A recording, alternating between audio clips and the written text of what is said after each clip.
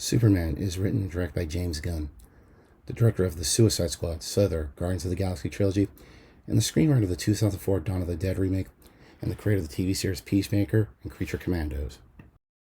Superman, who stands for truth, justice, and the human way, must reconcile with the public when part of his past that is discovered by Lex Luthor is used as a way to create public backlash against him. One of the things I very much appreciate about this movie is that there isn't a ton of exposition. The movie opens that Superman has been active for 3 years fighting crime and trying to prevent international conflict, and that the acknowledgement of metahumans, which is DC Comics' term for individual superheroes, have been around for roughly 300 years. There have been multiple incarnations of Superman, starting in 1938 with the creation of the comic book, to the modern era with movies, TV shows, radio shows, musical, and animated series. I grew up watching the 90s animated series, the Lois and Clark TV show, and the Richard Donner films as a kid. I also had a VHS copy of the Fleischer animated series from the 1940s. There's really no need for an origin story. We don't need to see Krypton blowing up, or Clark Kent growing up on the farm in Kansas, or how he met Lois, or the origin of Lex Luthor. We all have some version of these characters in our head as it is. Now, I want to get into David Cornsweet's version of Superman. I really thought he came off so original and so charming. It didn't feel like the Christopher Reeve version of Superman or the Henry Cavill version of Superman.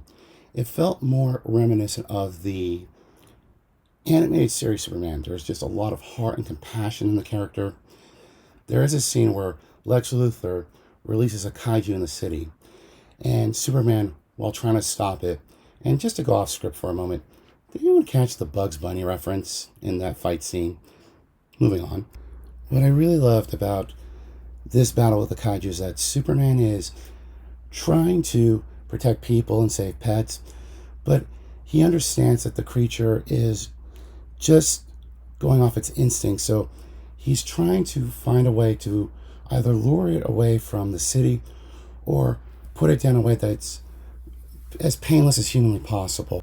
And now I want to talk about Rachel Brosnahan's portrayal as Lois Lane.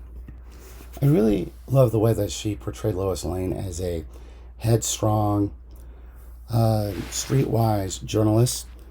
And if I had any kind of criticism towards the movie, is that, and we all saw the YouTube video of her and Superman slash Clark Kent arguing while she's trying to interview Superman.